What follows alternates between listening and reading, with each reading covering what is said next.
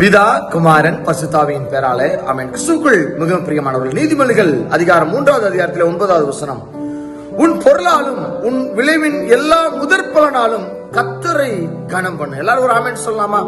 ஆமென். ஆம், கிறிஸ்துவுக்குள் மிகவும் பிரியமானவர்களே, கர்த்தரை கனம் பண்ண நாம் அழைக்கப்பட்டிருக்கிறோம். எனக்கான ஒரு சிந்தனையை தந்தார். முதல் ஜெபம் முற்றிலும் ஜெயம். எல்லாரும் ஒரு ஆமென் சொல்லலாமா? ஆமாங்க. ஆம், கிறிஸ்துவுக்குள் மிகவும் பிரியமானவர்களே, முதலாவது நீங்க ஜெபம் பண்ணி எந்த காரியத்தை நீங்க ஆரம்பிச்சீங்கனாலும் அந்த காரியம் ஜெயமாக மாத்திரம்தான் அது முடியும். முதல் ஜெபம் பண்ணுங்க. எந்த ஒரு காரியமானாலும்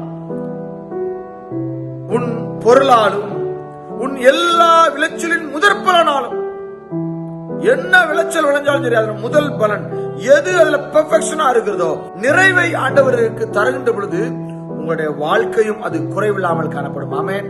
ஆம், கிறிஸ்துவுக்குள் மிகவும் பிரியமானவர்களே, நீங்க ஆண்டவருக்கு கொடுத்து பாருங்களேங்க. ஆண்டவருக்கு கொடுத்து சோதித்து பாருங்கள் என்று சொல்லி ஆண்டவர் நம்மை அழைக்கிறார். கொடுத்துதான் நீங்க பாருங்களேன். ஆண்டவருக்கு தான் ஊழியத்துக்கு எடுத்து வச்சுதான் பாருங்களேன். இசப்பா, நான் உமக்கு முதல்ல எல்லாத்தையும் கொடுக்குறேன், என் விளைச்சல்ல நான் முதல்ல கொடுக்குறேன், என் எல்லா பொருளையும் உமக்காக நான் கொடுக்குறேன், எல்லாத்துக்கும் முதல்ல உமக்கு தான் நான் கொடுப்பேன் ஆண்டவரே என்று சொல்லி ஆண்டவருக்கான பங்கை நீங்க எடுத்து வைத்து உங்க வாழ்க்கையை நீங்க நடத்தி தான் பாருங்களேன். எவ்வளவு பெரிய ஸ்லாக்கியம் பாருங்க. நம்ம முதல் ஜெபம் முற்றிலும் ஜெயம். அப்ப நீங்க எல்லாத்தையும் ஜெபத்தோடு கூட காரியங்களை தொடங்குங்க. ஆண்டவருக்கு எல்லாத்தையும் கொடுங்க.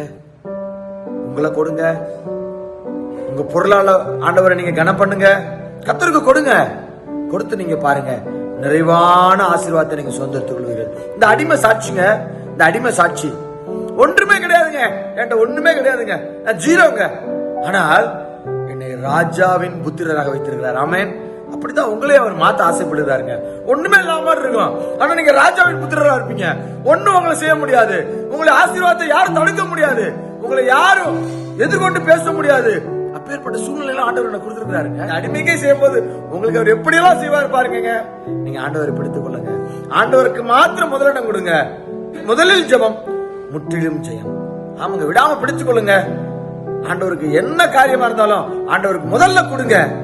அந்த முதல்ல நீங்க ஆண்டவருக்கு கொடுக்கின்ற பொழுது நிறைவான ஆசீர்வாதத்தை நீங்க கட்டாயம் சொந்தத்துக் கொள்ளுங்க. கர்த்தர் தாமே நம்மோடு கூட இருந்து எல்லா சூழ்நிலையிலையும் நம்மை பலப்படுத்தி உயர்த்தி வழிநடத்துவாராக. ஆமென். God bless you.